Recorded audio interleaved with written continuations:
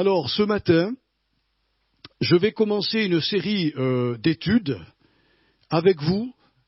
On va méditer ces choses ensemble.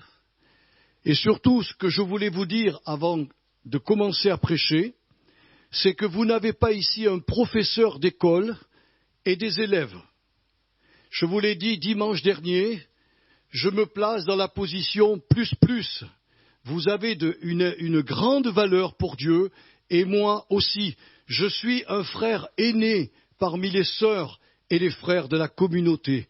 Tout ce que nous allons voir ensemble m'est adressé en premier lieu, et ensuite à vous. C'est-à-dire, oui, j'ai reçu un don pour enseigner, je vais utiliser ce don à la gloire de Dieu, et je vous demande tout votre amour et toute votre attention, parce que ce que nous allons traiter sera irrévocable dans l'éternité. Donc il est très important qu'on fasse attention, qu'on ouvre les yeux et qu'on puisse bien régler nos vies, parce que le jour où on passera devant le tribunal du Christ et que les sentences tomberont, je ne parle pas du salut, le salut il est acquis, Dieu ne nous l'enlèvera jamais, mais des récompenses qui seront accordées à chacun en fonction du bien ou du mal qu'il aura fait étant dans son corps ici-bas.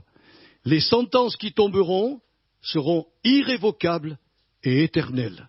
Ce que je vous dis là n'est pas du tout de mon invention, c'est absolument affirmé dans la Bible. C'est pour cela que quand je priais le Seigneur, il m'a ouvert les yeux et je me suis mis à étudier, et ce que j'ai trouvé, m'a parlé énormément. Je me suis dit, Seigneur, il faut que je partage, moi qui suis un ancien dans la communauté, partager avec mes sœurs et mes frères ce que j'ai découvert. La première question que j'aimerais vous poser ce matin, c'est: connaissez-vous la raison qui a poussé Jésus à parler très souvent en parabole devant les foules, alors qu'il aurait pu très très bien utiliser le langage courant? Il est important qu'on réponde d'abord à cette question. Je ne sais pas si vous la connaissez, je vais vous la donner, la réponse évidemment, mais c'est important. Il y a des gens qui pensent que Jésus parlait en parabole simplement comme un jugement. Voilà, le peuple était incrédule, donc je leur parle en parabole, et ils se tournent vers les disciples en leur disant: mais à vous, je vous révèle les mystères du royaume de Dieu. Alors, je pense qu'il y a une part de vérité dans ce que certains disent au niveau du jugement, surtout pour les Israélites qui à l'époque étaient foncièrement incrédules, mais surtout le Seigneur leur parlait en parabole pour qu'ils fassent un effort mental pour découvrir la vérité ou les vérités qui se cachaient dans l'histoire qu'il racontait, dans les histoires paraboliques. Un petit peu comme notre sœur Lydie, on l'avait vu une fois en méditation. Lydie, la marchande de pourpre, elle s'est retrouvée là dans une réunion de prière de femmes, et l'apôtre Paul était là et il parlait à ces femmes. Et chose extraordinaire, c'est que les autres femmes faisaient un peu comme beaucoup de chrétiens le font, ils sont là sans être là. Ils écoutaient Paul sans l'entendre, ou plutôt, ils l'entendaient, mais sans comprendre ce qu'il disait. Et Lydie avait une attitude d'âme différente. Lydie fut attentive à ce que Paul prêchait. Alors, la Bible nous dit que le Saint-Esprit lui a ouvert le cœur pour qu'elle comprenne vraiment ce que le message de l'Évangile. Et elle a tellement compris ce message qu'elle s'est convertie et qu'elle a invité tous les disciples de Jésus à venir faire une collation à la maison. Elle a dit: si vous me jugez digne maintenant de ma conversion, venez chez moi. Oui, j'ai rencontré le Seigneur. Merci Paul. Mon cœur a été ouvert par le Saint-Esprit. Et bien que ce matin, nos cœurs soient également disposés à comprendre ce que l'Esprit Saint veut nous transmettre de la part de Dieu le Père et de son Fils Jésus-Christ. Je vais prendre un message de base C'est un verset tout court, il se trouve dans 1 Jean chapitre 2, verset 28. Ce verset nous servira de fil conducteur au travers de tous les messages que je vous apporterai. Et maintenant, petits enfants, c'est une expression de tendresse, hein. Il ne s'adressait pas à des bébés en Christ, hein. C'est une expression de tendresse. Il aurait pu dire, et maintenant, vous qui demeurez chers à mon cœur, voilà, demeurez en lui, en Jésus, afin que lorsqu'il paraîtra, nous ayons de l'assurance et qu'à son avènement, nous n'ayons pas la honte d'être éloignés de lui.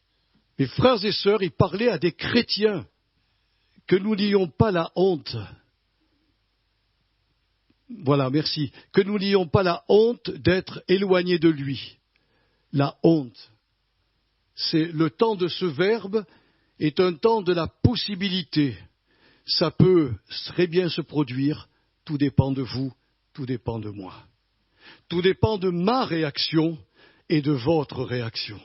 Je pourrais passer au travers du feu, comme a dit le Seigneur, devant son regard plein de feu, et quand je sortirai de devant son regard, il me dira « Entre, bonne et fidèle servante, entre, bon et fidèle serviteur, saisis-toi du royaume qui t'a été préparé, et je te confierai beaucoup de responsabilités dans mon royaume. » On va lire la fin du verset que tu m'avais mis. « Si vous savez qu'il est juste, donc le Seigneur, reconnaissez que quiconque pratique la justice c'est la vérité, hein, la vérité de la Bible, est né de nouveau. Voilà. C'est la clé de ce message ce matin, c'est que nous puissions pratiquer la vérité. Or, nous sommes entrés dans une époque où, malheureusement, beaucoup, même des chrétiens, ne pratiquent plus la vérité. Ils connaissent la vérité, mais ils ne la pratiquent plus. Croyez-vous à la vérité objective de Dieu ? Croyez-vous que toute la Bible est la vérité immuable et éternelle de notre Père ? Je vous pose la question, frères et sœurs. Parce qu'il y a des gens aujourd'hui dans le monde évangélique qui remettent en doute la parole de Dieu écrite. Ils ont d'autres révélations et ils nient la révélation ou la vérité objective de Dieu. Quand mon intelligence, mon raisonnement subjectif rencontre la vérité objective contenue dans la Bible, qu'est-ce que je dois faire ? Que devons-nous faire, mes frères et sœurs ?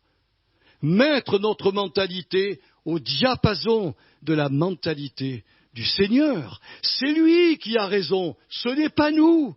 Je peux me trouver 1000 excuses. Si je suis dans l'erreur, dans ma pensée subjective, je dois remettre à l'heure la pensée objective de Dieu qui se trouve dans la Bible. Si je fais ça, je vais marcher dans la justice, dans la vérité, et évidemment, ça va être très très bon pour moi. Alors, voilà ce que Jean nous a écrit, c'est qu'au retour de Jésus, il ne faut pas que nous soyons confus et éloignés de lui. Littéralement, en grec, on peut le dire de cette façon-là, que la honte, que je ne sois pas pris en honteux et être désapprouvé et m'éloignant de lui. C'est-à-dire que je serai en disgrâce, si vous préférez. Le mot le plus correct du mot grec, c'est la disgrâce. Vous vous rendez compte, mes frères et sœurs, nous qui avons été sauvés par grâce, nous risquons, devant le tribunal du Christ, d'être mis en disgrâce. C'est terrible. Quand j'ai lu ça, j'ai dit, Seigneur, mais c'est terrible. Et c'est là qu'il m'a dit, il faut que tu comprennes ce message et que tu l'apportes en tant que frère aîné à tes sœurs et à tes frères de ta communauté. Il n'y a pas ici un prédicateur qui montre du doigt, tu es comme cela et tu dois changer. Non, c'est un peuple qui écoute la parole de Dieu et qui a décidé de changer. Parce que nous devons tous comparaître devant le tribunal du Christ. C'est ce que Paul a écrit dans 2 Corinthiens chapitre 5 verset 10. il y a une confusion, il faut le reconnaître, dans le monde évangélique au sujet du salut. Beaucoup de chrétiens ne comprennent pas ce que Paul a écrit. Devant le tribunal du Christ, les gens, après être passés par le feu, s'ils ont bâti leur vie chrétienne sur le fondement qui est Christ mort et Christ ressuscité, ils se disent, j'hérite du royaume, j'hérite de tout ce qui est écrit. Non, non, dit la Bible. Le salut nous est offert gratuitement quand nous mettons notre foi dans le Christ Jésus mort et ressuscité, sans le concours d'œuvres humaines, et je dirais sans le concours d'un pasteur ou d'un prêtre.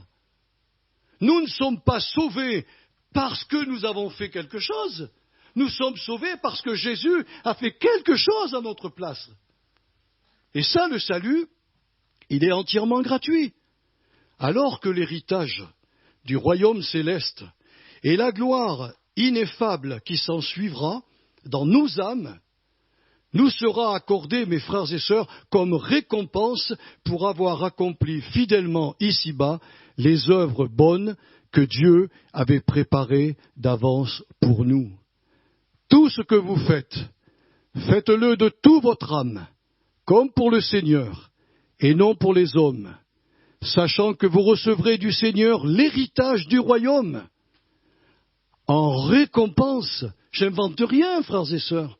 Je n'invente pas, mes frères et sœurs. Le salut est gratuit, l'héritage du royaume est une récompense. Alors servez le Seigneur, car celui qui agit injustement récoltera selon son injustice, et il n'y a pas de considération de personne. Vous pouvez le lire dans Colossiens, chapitre 3, versets 23 à 25, pour ceux qui prennent des notes. Les enseignements que nous allons méditer ensemble ne visent qu'un seul but, nous transmettre l'assurance, littéralement en grec ça veut dire la liberté ou la hardiesse, de ne pas avoir raté notre vie chrétienne et de recevoir devant le trône du Seigneur en ce jour-là les éloges comme fruit de notre fidélité, joints à des responsabilités nouvelles que nous aurons à accomplir dans le royaume éternel. Je me suis toujours posé la question, oui Seigneur, dans ton royaume, j'aurai des responsabilités. Mais les autres chrétiens qui seront sauvés et qui perdront leur récompense, qu'est-ce qu'ils feront? Et le Seigneur, vous savez ce qu'il m'a dit? J'ai créé une nouvelle terre et de nouveaux cieux. Ils habiteront sur cette terre comme sauvés, mais avec une honte dans l'âme d'avoir raté leur vie chrétienne, de l'avoir raté à un moment donné, simplement par orgueil, parce que leur moi a été à un moment donné humilié, ils ne se sont pas relevés, ils n'ont pas voulu régler leur vie. Le Seigneur dit, soit, tu en porteras les conséquences, tu seras sauvé parce que tu as cru en moi, mais la récompense du royaume, tu ne l'auras pas. Ce que je vous dis, mes frères et sœurs, ça m'a remis en question. Ça m'a remis en question. Alors, je voulais, juste avant cela, je voulais vous montrer quel genre de personnes fréquentent nos églises chrétiennes. Ces mêmes personnes existaient au temps de l'apôtre Paul et de tous les apôtres. Et pour ceux qui veulent une référence, on va pas la lire, ça serait un petit peu trop long, mais dans 1 Corinthiens chapitre 2, versets 6 à 16, vous trouverez plusieurs mots que l'apôtre Paul emploie concernant les personnes qui assistaient à l'époque à leur rencontre spirituelle. Premièrement, nous trouvons dans nos églises de simples auditeurs, ou plus exactement, des novices, qui, sans être encore convertis, assistent aux diverses rencontres des églises charismatiques. L'auteur de la lettre aux Hébreux, je ne sais pas si vous connaissez bien votre Bible, mais il fait certainement référence à de telles personnes comme ayant été ensemencées par la parole de Dieu, comme ayant goûté aux dons célestes, c'est-à-dire aux bontés de la grâce, comme ayant participé à l'action du Saint-Esprit et comme ayant expérimenté les puissances du siècle à venir, c'est-à-dire des réponses à leurs prières, des délivrances, des guérisons et des miracles. Mais ces personnes-là, nous le trouvons dans le chapitre 6 de la lettre aux Hébreux, verset 1er ou verset 8. C'est pour cela qu'il y a des commentateurs qui ont écrit que ce sont des chrétiens, là, qui ont perdu leur salut. Ces gens-là n'étaient pas chrétiens. Ils étaient dans l'Église comme simples auditeurs. Ils avaient goûté à tout ce que nous goûtons quand nous venons dans nos réunions de prière ou dans nos cultes, mais sans se positionner pour Jésus, en se détournant, je dis bien à 180 degrés, c'est-à-dire comme ça. Aujourd'hui, je marche dans le monde, je me convertis et je marche à contre-courant du monde en suivant mon Seigneur d'après les enseignements de la parole de Dieu.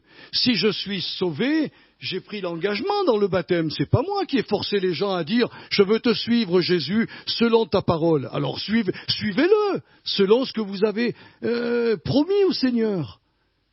180 degrés. Il y a des gens qui ont cru, et ils l'ont prêché d'ailleurs, ont fait 360 degrés. Voilà, ils se sont convertis, mais ils recommencent à vivre exactement comme avant. Ils continuent à vivre dans le péché, dans la désobéissance, au lieu d'aimer et de servir le Seigneur. Dans la parabole du semeur, vous la connaissez cette parabole, les 4 terrains qui ont été ensemencés. Eh bien, les 3 premiers terrains, mes frères et sœurs, représentent ces simples auditeurs, ces novices, qui sont dans les églises, mais qui sont 3 terrains improductifs, dans lesquels la semence de la parole de Dieu ne porte pas de fruits qui viennent à maturité. Jésus dira, certains ont le cœur insensible aux convictions du Saint-Esprit. Il y a des gens, quand ils regardent la croix, ils disent, mais ça, c'est pas pour moi. Moi, je ne suis pas dépravé comme ça. Jésus est mort pour les dépravés, mais pas pour moi. C'est un cœur qui ne pourra jamais produire un fruit pour le Seigneur. Et il y en a d'autres qui ont le cœur partagé entre le monde et l'Église. Je veux bien l'Église, mais je veux bien aussi le monde. Un jour, j'ai prêché, c'était à côté, là, quand on avait loué la salle du restaurant, et j'avais parlé sur le trésor qui est Jésus, et on avait parlé sur ce gars qui, dans sa joie, re-enterre le trésor, il vend sa maison, il vend ses biens, il vend tout ce qu'il a pour acheter le terrain. Et j'avais dit, à l'époque, je me souviens, j'avais dit, Jésus, vous ne pouvez pas l'acquérir sans prendre avec vous l'Église. Et il y a une personne qui m'a dit, ah non, ça Joël, moi je ne peux pas. Elle voulait le trésor, c'est-à-dire Jésus, sans l'Église. Mais où se trouve Jésus aujourd'hui, mes frères et sœurs? Dans son Église. Et bien sûr, dans toutes les petites églises locales, telles que la nôtre. Si je prends Jésus, je prends l'Église. Si je rejette l'Église, je rejette Jésus. Le trésor ne m'est pas donné. Je peux croire que j'ai le trésor, mais je ne l'ai pas en réalité. Je ne l'ai pas. Et il y a aussi d'autres simples auditeurs qui ont le cœur préoccupé par les soucis de la vie, les richesses à posséder dans l'immédiat et les plaisirs mondains à expérimenter, étouffant, ou plutôt, si vous préférez, le terme est encore plus fort dans le texte original, en avortant le petit embryon de vie qui commençait à pousser dans leur âme. La semence était dans leur cœur, elle a commencé à un moment donné à pousser, puis toutes ces choses-là ont tué la semence qui commençait à s'exprimer. Ces simples auditeurs, mes frères et sœurs, on en trouvera dans tous les réveils. On en trouvera encore aujourd'hui dans nos églises. Ce sont des gens qui suivent la parole de Dieu, qui l'écoutent, qui sont ensemencés, mais qui ne se positionnent pas pour Jésus. C'est ça qui est terrible. En réalité, ces êtres-là ne peuvent pas produire du fruit qui vienne à maturité. C'est impossible. Le seul terrain qui est productif, nous dit la Bible, c'est le 4e terrain. Lui porte des fruits qui témoignent de l'éclosion de la vie nouvelle dans leur âme, la vie de l'Esprit Saint dans leur âme. Vous les entendez, vous les voyez, ce sont des chrétiens. Vous pouvez aller dans n'importe quelle église de par le monde, vous reconnaîtrez les vrais chrétiens et vous serez dans le doute par rapport à certains parce que ils sont là comme de simples auditeurs. J'espère qu'on n'en a pas, nous, dans notre église. Moi, je ne connais pas les cœurs, donc je ne peux pas juger. Et premièrement, je n'ai pas le droit de juger. C'est à nous positionner. Ça, c'était la première chose. On trouve aussi dans nos églises actuelles, comme au temps des apôtres, des êtres psychiques, sensuels. C'est-à-dire des êtres qui possèdent la vie naturelle en commun avec tous les autres êtres vivants, mais dont l'Esprit Saint n'a pas réalisé dans leur esprit la régénération spirituelle. Or, l'Écriture est formelle à ce niveau-là. Si quelqu'un n'a pas en lui l'Esprit de Jésus, il ne lui appartient pas. Et vous allez me dire, comment reconnaît-on l'Esprit de Jésus? Eh bien, t'as qu'à parler et t'as qu'à te comporter, comme dit la Bible. Je verrai. Nous verrons que tu as l'Esprit de Jésus. C'est clair. Vous savez ce que je vous dis ce matin? C'est irrévocable. Hein? Je me le dis à moi-même, Seigneur. Je me le dis à moi-même. Je me suis remis en cause. Je me suis mis à genoux. J'ai dit, Seigneur, est-ce que je suis un cœur honnête et bon? Et le Seigneur m'a rappelé tout ce que nous avons fait pour lui, tout ce que j'ai fait pour lui, ma manière de me conduire. Je me suis retourné, j'ai vu ma vie passée et ma vie actuelle. Je ne suis plus le même personnage. Si quelqu'un dans l'Église fait ça, se retourne et regarde sa vie et sa vie maintenant, si sa vie maintenant est identique à sa vie qu'il y a 10 ans, 15 ans ou 30 ans, alors il y a un problème. Il y a vraiment un problème. Mais le Seigneur aime ses bien-aimés. Il ne veut pas les laisser comme ça. C'est pour cela qu'on est en train de parler de ces choses avec un cœur vrai, en toute vérité. Parce qu'on est égaux, mes frères et sœurs. Moi ici, je ne suis pas plus mandaté que vous. Je n'aurai pas plus de récompenses que vous. J'aurai les récompenses que je mérite en fonction des talents qu'il m'aura donnés et de ma fidélité envers ses talents et sa parole. Mais je peux être pris en défaut. L'apôtre Paul le disait, « Malheur à moi si je ne prêche pas l'Évangile. J'ai peur d'être désapprouvé. » Tous les prédicateurs devraient dire ça. Alors on trouve des psychiques, ces gens qui n'ont pas l'esprit, mais qui sont là au milieu de nous, revêtus d'un manteau de la religion. C'est très compliqué de les discerner, parce qu'ils sont comme, mais ils ne sont pas. L'apôtre Jean dira, ces gens qui sont des faux prophètes, des faux docteurs, des faux frères, des fausses sœurs, étaient au milieu de nous, mais ils nous ont quittés. Et l'apôtre Jean répliquera, s'ils nous ont quittés, c'est qu'ils n'étaient pas des nôtres. Parce que s'ils avaient été des nôtres, ils seraient restés au milieu de nous. Vous imaginez jusqu'où va la parole de Dieu? Il faut qu'on fasse attention. Et alors ces gens-là, avec le manteau de la religion, sont toujours influencés par l'esprit du mal. Esprit de rébellion, de contestation et de jugement. Paul affirme qu'ils sont incapables de recevoir et de comprendre les choses spirituelles. Ces personnes sont vraiment semblables aux vierges folles, qui, n'ayant jamais été connues de Jésus, n'ont pas été prêtes pour entrer dans la salle des noces. Ces gens-là ne sont pas convertis, mes frères et sœurs, mais ils ont un langage religieux. Les pharisiens en montraient à Jésus, ils connaissaient toute la Bible. Et sur le plan, je dirais, de la consécration, ils jeûnaient 2 fois par semaine, le mardi et le jeudi. Et puis, ils se mettaient des phylactères dans leurs cheveux avec des petites boîtes où il y avait des versets bibliques. Mais qui a été les pires ennemis de Jésus quand il était sur terre? Les pharisiens et les sadducéens. À qui prononça-t-il? Vous êtes des sépulcres blanchis. À l'extérieur, vous êtes beaux, vous avez le vêtement de la religion, mais à l'intérieur, ça pue.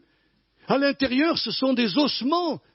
À l'intérieur, il y a de l'hypocrisie, il y a une double vie, il y a un mensonge. Ouf! Quand j'ai lu ça, je dis, Seigneur, c'est terrible. Certains diront au Seigneur, à la fin des temps, « Seigneur, Seigneur, n'est-ce pas en ton nom que nous avons prophétisé ? En ton nom que nous avons chassé des démons ? En ton nom que nous avons fait beaucoup de miracles ?»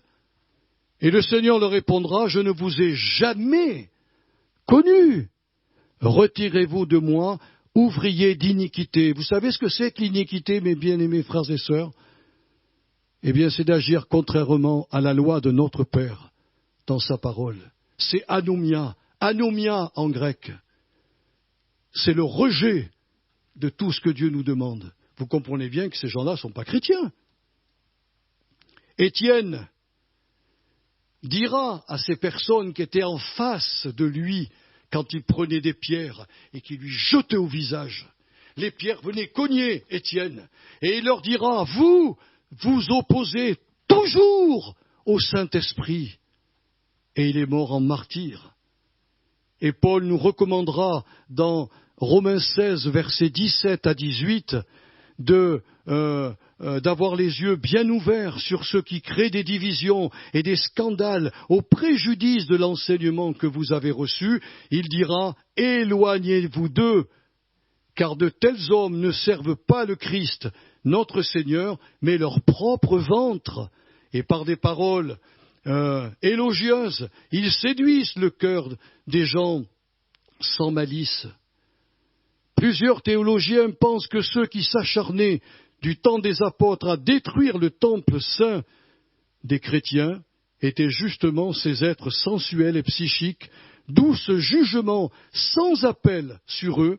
Si quelqu'un détruit le temple de Dieu, Dieu le détruira, car le temple de Dieu est saint, et ce que vous êtes. Franchement, si c'était des chrétiens, Dieu ne parlerait pas comme ça. Il ne dirait pas qu'il va nous détruire. Dieu ne détruit pas son œuvre. Vous comprenez ? Il faut lire la Bible avec les yeux de Dieu.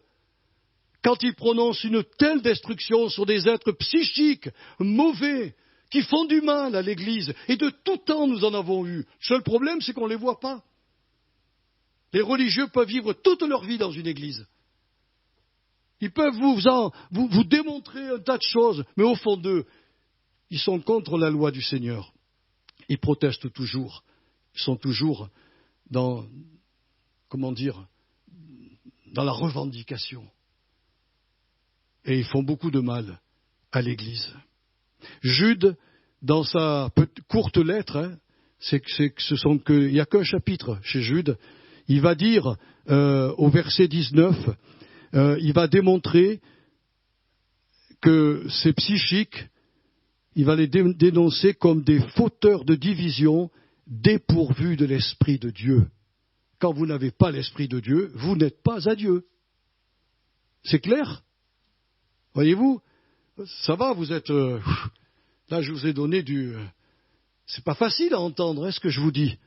J'espère que dans nos églises, ces deux types de personnalités sont de moins en moins présentes. Je veux oser le croire. Maintenant, on va voir deux sortes de véritables chrétiens que nous trouvons dans les Écritures. Ce sont des vrais chrétiens. Là, on parle d'authentiques enfants de Dieu. Ces deux groupes de croyants totalement différents, mais qui sont sauvés. Les premiers, ce sont les chrétiens charnels, qui, bien qu'ils soient déclarés justes et saints de position, pensent, ressentent et agissent encore comme les non-croyants. Dans sa lettre aux Éphésiens, chapitre 4, versets 17 à 24, Paul leur demandera de ne plus marcher comme les païens qui marchent selon la vanité de leur intelligence voilée, ou si vous préférez, selon leur vieil homme ou leur vieille femme, mais plutôt de faire des efforts nécessaires pour grandir spirituellement, comme l'apôtre Pierre nous le recommande, en ajoutant à notre foi la force morale, la connaissance, la maîtrise de soi, la persévérance, la piété, l'affection fraternelle et l'amour agapé. Notre devoir de chrétien quand on est né de nouveau et qu'on a la foi, c'est d'ajouter toutes ces vertus qui font partie de la nature divine. Vous comprenez bien que c'est un programme de toute une vie. Mais les chrétiens charnels, non. Ils ne grandissent pas.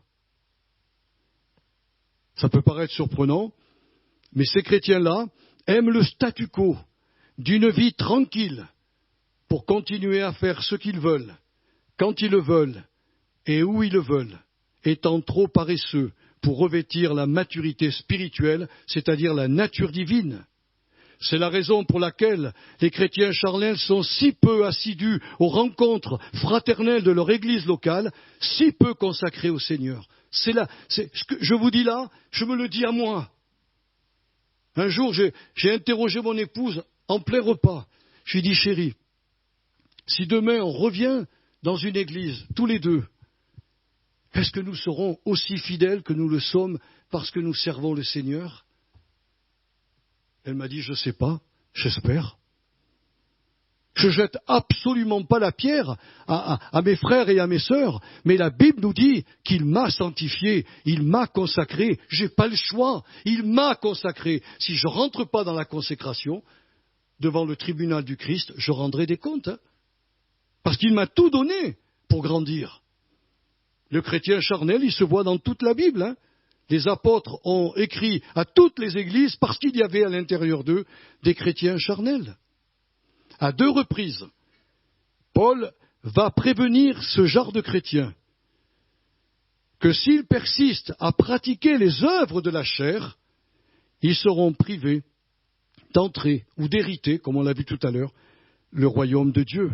Ne vous y trompez pas, ni les débauchés, ni les idolâtres, ni les adultères, ni les dépravés, ni les homosexuels, ni les voleurs, ni les cupides, ni les ivrognes, ni les insulteurs, ni les accapareurs n'hériteront le royaume de Dieu. Et il rajoute à ces chrétiens charnels de Corinthe, et c'est ce que vous étiez la plupart d'entre vous. Mais vous avez été lavés, vous avez été purifiés, vous avez été justifiés par le sang de Jésus. Alors je me suis penché à 2 reprises. Il va parler je vous donne les références pour ceux qui les veulent. 1 Corinthiens 6, versets 9 à 11, et Galates, chapitre 5, versets 19 à 21. Notez que Paul s'adresse à des chrétiens nés de nouveau. Car s'il avait voulu citer uniquement les pratiques charnelles que commettent les païens convertis, il n'aurait pas employé le verbe hériter, puisque les sans-dieux sont spirituellement morts dans leurs péchés et n'ont aucune part à l'héritage du Christ. Quand il emploie le verbe hériter, c'est bien qu'il s'adressait à des chrétiens qui, après avoir été nettoyés de tous les péchés qu'on a vus là, et dans Galates, c'est pire, alors regardez dans Galates, les œuvres de la chair, vous verrez, il revenait dans ces choses-là, il les pratiquait à nouveau. Nous avons donc ici la preuve que le royaume éternel ne sera accordé comme récompense qu'à ceux et celles qui auront manifesté le fruit de l'esprit, qui est amour, joie, paix, patience, bonté, bienveillance, fidélité, douceur, maîtrise de soi. Alors l'apôtre Pierre dira dans sa 2e lettre, au chapitre 1er, versets 8 à 11, c'est alors que l'entrée dans le royaume éternel du Seigneur Jésus-Christ leur sera largement accordée. Mes frères et sœurs, pas moi qui ai écrit la Bible, je ne fais que rapporter ce que disent les apôtres, comment ils ont interpellé ces chrétiens charnels. Oui, ils sont sauvés. Je le dis bien haut, ils sont sauvés parce que le salut, on ne leur enlèvera jamais. Et vous avez vu la première note qu'on a vue ensemble? Être confus et éloigné de lui. C'est-à-dire avoir la honte, être en disgrâce. J'oserais même pas m'approcher du Maître, tellement que ma vie ne témoignera pas pour moi. Et il me dira, mon sang t'a purifié, mon sang t'a sauvé. Tu vas vivre le salut éternel sans aucun problème, mais le royaume, tu n'y iras aucune part. Et vous savez que c'est dramatique ce que je vous dis. Si on continuait, si moi je continue et si vous aussi on continue à vivre comme des chrétiens charnels, la gloire que le Seigneur aura à la fin des temps, on y participera nous aussi. Non seulement on aura le même corps que lui, mais il y a une promesse qui est réservée à ceux qui hériteront le royaume, Dieu viendra nous habiter totalement comme il habite le Christ. Vous voulez cette grâce? Vous voulez ce cadeau extraordinaire? Alors marchez avec le Seigneur. Ça ne veut pas dire que le chrétien ne va pas tituber. Bien sûr que oui. On a tous nos défauts, tous nos faiblesses. On se fait tous embarquer des fois dans le triangle dramatique que je vous ai enseigné. Oui, mais on peut toujours revenir. C'est ça le glorieux évangile de Jésus. Et enfin, nous trouvons le second groupe de croyants qui sont les chrétiens spirituels, qui, à la différence des chrétiens charnels, eux ont revêtu la nature divine et marchent d'après la justice, la sainteté de cette glorieuse nature. Ils ont été enseignés à se dépouiller de leur vieil homme, enfin des œuvres de leur vieil homme, et à revêtir les œuvres de l'homme nouveau. Relisez-le, Éphésiens 4, versets 17 à 24. Ce sont les chrétiens spirituels, mais bien-aimés, qui s'impliquent dans les divers services communautaires, qui prennent des postes de responsabilité, qui forment le corps des anciens, capables de paître le troupeau du Seigneur et de l'enseigner dans ses voies. Étant parfaits, littéralement, spirituellement accomplis, ils saisissent quelle est la pensée du Seigneur pour notre humanité, le devenir de notre humanité, le devenir pour Israël, le devenir pour l'Église. Et avec le temps et avec l'usage, ou si vous préférez la pratique, ils savent discerner le bien du mal, le vrai du faux. C'est écrit dans Hébreux 5, versets 11 à 14. Et ils sont rendus aptes par l'Esprit Saint à juger de tout, c'est-à-dire des choses, des gens, des messages prophétiques et des enseignements apportés en prédication ou sur la page imprimée. Les chrétiens spirituels comprennent la pensée de Dieu. Paul le disait aux Corinthiens, on va le lire là, on va le lire. Il disait aux Corinthiens, vous ne pouvez pas comprendre la pensée de Dieu, vous êtes charnels. Pas moi qui ai inventé la Bible quand même, hein.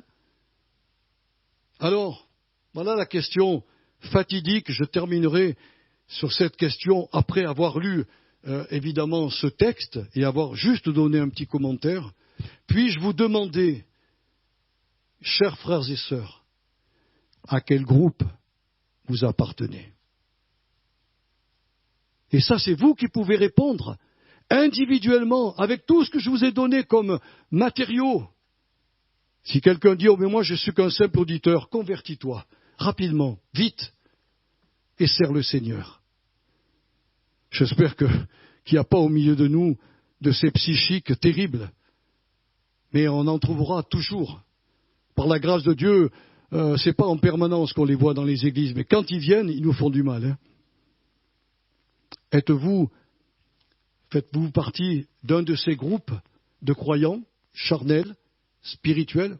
Ça, vous pouvez répondre. Hein. Alors, on va lire 1 Corinthiens 3, les 7 premiers versets. Pour moi, mes frères et mes sœurs, ce n'est pas comme à des hommes spirituels. Notez bien, hein, c'est écrit. Hein, que j'ai pu vous parler, mais comme à des hommes charnels. Vous voyez bien qu'il y a 2 sortes de chrétiens là. C'est vrai ou pas vrai? C'est difficile à répondre, hein. Mais avec honnêteté, il faut dire oui, Seigneur. Là, on voit 2 sortes de chrétiens. Je n'ai pas pu vous parler comme à des hommes charnels, comme à des enfants en Christ. Je vous ai donné du lait, non de la nourriture solide, car vous ne pouviez pas la supporter, et vous ne le pouvez pas même à présent, parce que vous êtes encore charnels. En effet, alors maintenant soyez très attentifs, puisqu'il y a parmi vous de la jalousie et des disputes, n'êtes-vous pas charnels, et ne marchez-vous pas selon l'homme? Quand l'un dit « Moi je suis de Paul » et un autre « Moi je suis d'Apollos », n'êtes-vous pas des hommes? Qu'est-ce donc Apollos? Et qu'est-ce que Paul?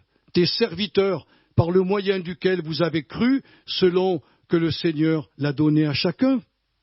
J'ai planté, Apollos a arrosé, mais Dieu a fait croître. En sorte que ce n'est pas celui qui plante qui est quelque chose, ni celui qui arrose, mais Dieu qui fait croître. Ainsi, mes frères et sœurs, ceux et celles qui font une discrimination parmi les serviteurs de Dieu, élevant les autres par rapport aux autres, élevant les uns par rapport aux autres, qui jugent les églises locales, qui salissent leurs membres par des ragots, des mensonges, des médisances et des calomnies, qui sont animés d'une passion jalouse, engendrant des clans, des disputes, des divisions au sein de leur Église, et qui se tiennent à l'écart des rassemblements communautaires, cherchant que ce qui leur plaît et s'irritant contre tout ce qui est sage, démontrent par leurs paroles et leurs attitudes qu'ils sont des chrétiens charnels, ou plus exactement, des enfants dans la foi. Quand je lis ça, je m'examine. Un véritable chrétien spirituel est animé de l'amour du Christ. Il est animé du cœur du Christ. Il est animé de la patience du Christ. Il est animé d'un grand support qui vient du Christ. Sa langue, elle est maintenue en bride pour ne pas porter un jugement sur une église, sur un serviteur de Dieu ou sur des chrétiens tout simplement. Il ne se régale pas sur les réseaux sociaux à entendre des médisances et des calomnies sur des serviteurs, sur des pasteurs ou des chrétiens. Le chrétien spirituel ne fait pas de clan, ne se dispute pas. Il dit la vérité, il cherche la réconciliation, mais il refuse la division, il refuse le schisme, il refuse les cassures, parce qu'il sait que cela ne vient que d'un royaume, c'est le royaume des ténèbres. Il fait tout pour aimer, réconcilier et marcher comme le Christ a marché face à ses opposants et à ceux qui le persécutaient. Nous devrions entrer dans la voie du spirituel. Dieu ne condamne pas les chrétiens charnels, il les aime. Mais il aura écrit dans tout le Nouveau Testament que nous ne devons plus marcher selon l'homme, notre vieil homme ou notre vieille femme. Il ne faut plus qu'on marche comme on le faisait avant. Avant, moi, si quelqu'un me cassait les pieds, c'était réglé, c'était fini, je ne parlais plus à cette personne-là. C'était ma vie qui était comme ça, et les gens du monde font la même chose. Et quand on est chrétien, c'est autre chose. J'ai affaire à un frère, à une sœur, avec qui je vais vivre l'éternité ensemble. Paul a dit qu'il était en marche vers la perfection. Eh bien, vous aussi, et moi aussi. On aura des moments où on va trébucher, on va se faire piéger, on va se faire avoir. Oui, ça c'est la vie chrétienne normale. Mais demeurer un chrétien charnel toute notre vie va me coûter très cher quand je passerai devant le tribunal du Christ. Parce que je serai tout confus et tout honteux, en disgrâce. Et la Bible nous parle, je vais même vous dire un secret que vous ne connaissez pas, mais on en avait déjà parlé, je crois, une fois. Lors de la résurrection, il est parlé que certains corps de chrétiens brilleront plus que d'autres. Pourquoi ? Parce que ces gens-là auront tellement vécu dans la communion du Seigneur, auront tellement mis en pratique la parole de Dieu, que dans l'éternité, on les reconnaîtra de loin. Ah oui ? Eh oui, ils auront été fidèles, et le Seigneur leur donnera même une clarté supplémentaire dans leur corps glorieux. C'est beau, hein ? Vous verrez, ça existe même pour les serviteurs de Dieu. On le verra, ce n'est pas le moment d'en parler maintenant. Maintenant, je vais me taire et je vous répète cette question. Puis-je vous demander à quel groupe vous appartenez ? Seigneur notre Père, on commence ensemble une étude qui nous propulse au cœur de la théologie chrétienne, évidemment. Seigneur, je suis conscient qu'on a dit des choses qui bouleversent nos cœurs, mais nous devons être bouleversés. Toi-même, quand tu prêchais, tu ne laissais pas les gens indifférents. Il y en a qui t'ont quitté, il y en a qui ont abandonné parce qu'ils ne voulaient pas te suivre, c'était une parole trop dure, ils disaient. Mais les apôtres t'ont suivi, et les apôtres ont amené une foule de gens dans l'Église naissante. Et puis tout au cours de leur vie, ils n'ont cessé d'écrire des lettres à toutes les églises qu'ils avaient formées pour remettre à l'heure les vérités de la parole de Dieu.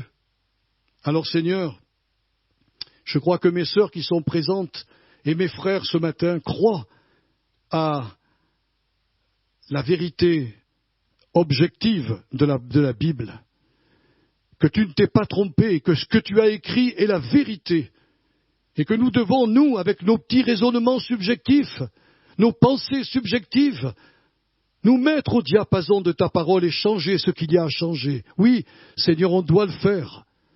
Et pour cela, on te demande la grâce du Saint-Esprit, l'aide de ton Esprit Saint.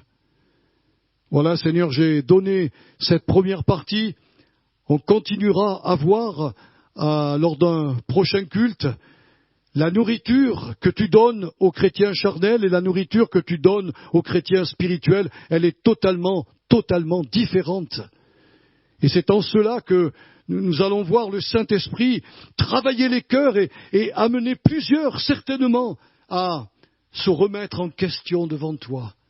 C'est en tout cas l'objectif, que nous ayons cette assurance un jour de ne pas être en disgrâce devant toi, Seigneur. Et que ce jour-là, tu nous feras des éloges et tu nous donneras des responsabilités dans ton royaume qui viendra. Je te remercie, aide mes sœurs et aide mes frères, Seigneur, à méditer, à réfléchir, à analyser leur vie face à ce que nous avons dit ce matin. Et puis, ce message est enregistré, ils pourront le prendre et le réécouter. C'est tellement important d'avoir des messages sur lesquels on puisse s'appuyer. Voilà, Seigneur, on veut te rendre grâce tous ensemble ce matin par le beau nom de notre Sauveur Jésus. Et on remercie ton Esprit Saint de nous aider à comprendre ces vérités éternelles avant qu'il ne soit trop tard. Merci, Seigneur. Que tu sois béni pour tout cela au nom de Jésus. Amen.